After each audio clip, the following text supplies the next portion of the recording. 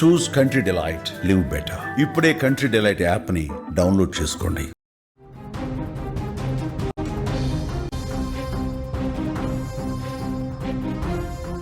కోట్లకు కోట్లు డబ్బులుండి కోట్లాది మంది అభిమానులుంటే ఆ వ్యక్తులు చేసే తప్పులు నేరాలు కావా? ఆ వ్యక్తులు హత్యలు చేస్తే హత్యలు కాకుండా ఉంటాయా? ఆ వ్యక్తులు మనుషుల ప్రాణాలు తీస్తే అవి హత్యల కిందకు రానే రావా? వాళ్ళకి శిక్షలు వేయటమే తప్పవుతుందా? కోర్టులు కూడా వాళ్ళని నిర్దోషులుగా విడుదల చేయాలా? నటుడు దర్శన్, కన్నడ నటుడు దర్శన్ విషయంలో అదే జరిగిందా అనే చర్చ ఇప్పుడు దేశవ్యాప్తంగా జరుగుతోంది. తన అభిమాని ఎవరైతే రేణుకా స్వామి ఉన్నాడో, రేణుకా స్వామిని అత్యంత దారుణంగా కొట్టి చంపేశాడు దర్శన్, ఆయన మనుషులు కలిసి. నటుడు దర్శన్, నటి పవిత్ర గౌడలు చేసిన ఆ పాపం ఇంకా వాళ్ళని వెంటాడుతూనే ఉంది. అభిమాని రేణుకా స్వామి హత్య కేసులో మళ్ళీ జైలు ఊచలు లెక్కిస్తున్నారు ఈ ఇద్దరు. బెయిల్పై బయటకు వచ్చి ఎంజాయ్ చేస్తున్న జంటకు ఊహించని షాక్ ఇచ్చింది సుప్రీంకోర్టు. దీంతో మళ్ళీ పోలీసులు అరెస్ట్ చేసి జైలుకు తరలించారు. భార్య ఉండగానే నటి పవిత్ర గౌడతో సహజీవనం చేస్తున్న దర్శన్ భవిష్యత్తుని పాడు చేసుకుంటున్నావంటూ ఆయన అభిమాని రేణుకా స్వామి నటి పవిత్రకు సామాజిక మాధ్యమాల ద్వారా అసభ్య సందేశాలు, అశ్లీల చిత్రాలు పంపించాడు. అయితే రేణుకా స్వామి పవిత్రకు అసభ్య సందేశాలు పంపాడన్న కారణంతో దర్శన్ అతన్ని చిత్రహింసలకు గురి చేసి దారుణంగా హత్య చేశాడు. అతనికి కరెంట్ షాక్ కూడా పెట్టినట్టు పోస్టుమార్టం నివేదికలో వెల్లడైంది. ఈ కేసులో దర్శన్, పవిత్ర గౌడతో సహా మొత్తం 15 మందిని అరెస్ట్ చేశారు. ఈ జంటకు గతేడాది డిసెంబర్లో కర్ణాటక హైకోర్టు బెయిల్ మంజూరు చేసింది. దర్శన్, పవిత్ర గౌడతో సహా మొత్తం 7గురికి ఈ బెయిల్ దొరికింది. అయితే దీన్ని రద్దు చేయాలని కోరుతూ కర్ణాటక పోలీసులు సుప్రీంకోర్టులో పిటిషన్ దాఖలు చేశారు. దీన్ని తాజాగా విచారించిన సుప్రీంకోర్టు నిందితుల బెయిల్ రద్దు చేస్తూ సంచలన తీర్పును వెల్లడించింది.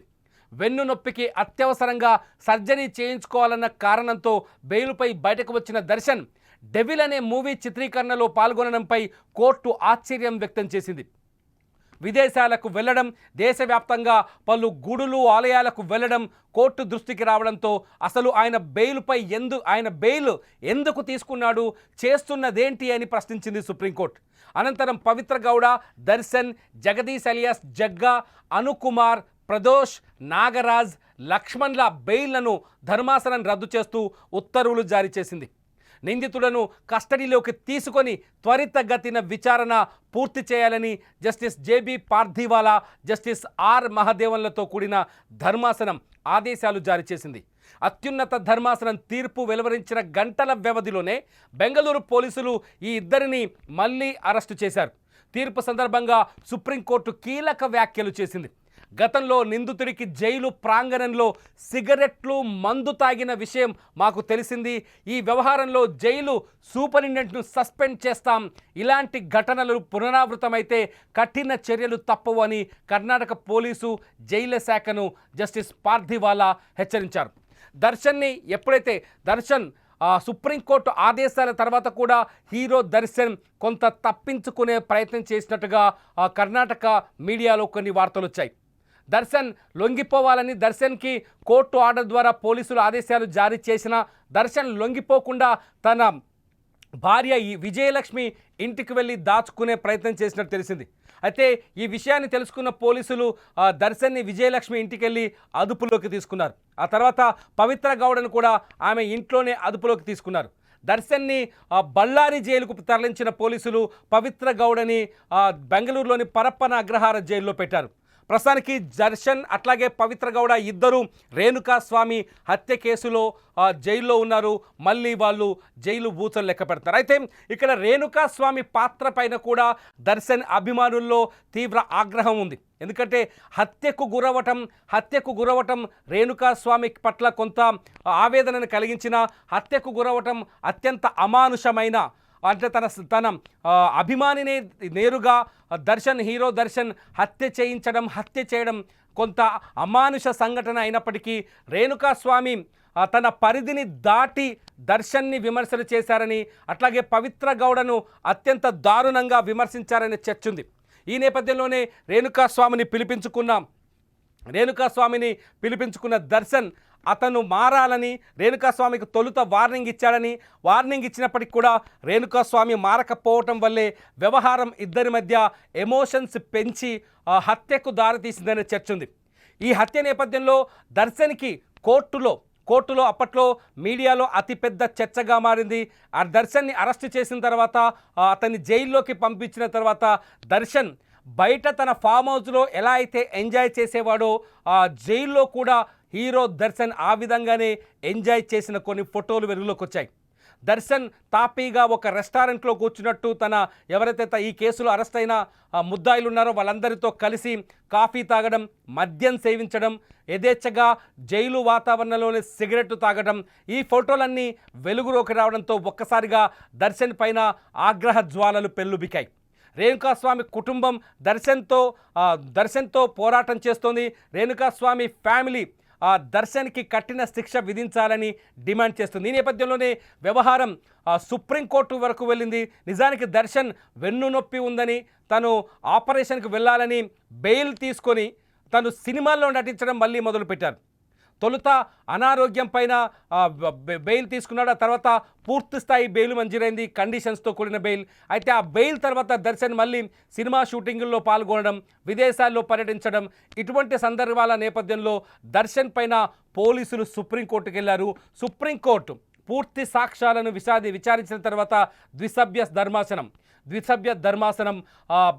దర్శన్ వ్యవహారం పైన దర్శన్ని వెంటనే అదుపులోకి తీసుకోవాలని, అతని బెయిల్ని ఆ కేసులో ఉన్న మొత్తం 7 మంది ఎవరైతే బెయిల్ సంపాదించారో ఆ 7 మంది బెయిల్ని రద్దు చేస్తూ కీలక తీర్పు చెప్పింది. ఇక్కడే ఒక పెద్ద ప్రశ్న తెరపైకి వస్తుంది. చాలామంది ఈ వీడియో కింద ఖచ్చితంగా నా పైన నెగటివ్ కామెంట్స్ పెడతారు.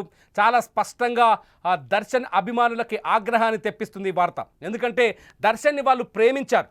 ఎవరైతే అభిమానులు ఉన్నారో వాళ్ళు హీరో దర్శన్ని ప్రేమించారు. అతని నటనకు పొంగిపోయారు, అతని నటనకు దాసోహమయ్యారు.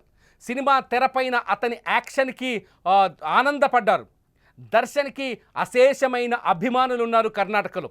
అటువంటి దర్శన్ ప్రజల కోసం ప్రజల్లో జీవిస్తున్న దర్శన్, ప్రజల ముందు పెద్ద హీరోగా ఉంటున్న దర్శన్ తన వ్యక్తిగత జీవితంలో కొన్ని క్రమశిక్షణ తప్పడం, కొన్ని కఠినమైన లేకపోతే తప్పుడు నిర్ణయాలు తీసుకోవటం వల్ల తను సంపాదించుకున్న హీరో ఇమేజ్నంతా ఇవాళ కోల్పోయారనే చర్చకు మాత్రం తెరలేసింది.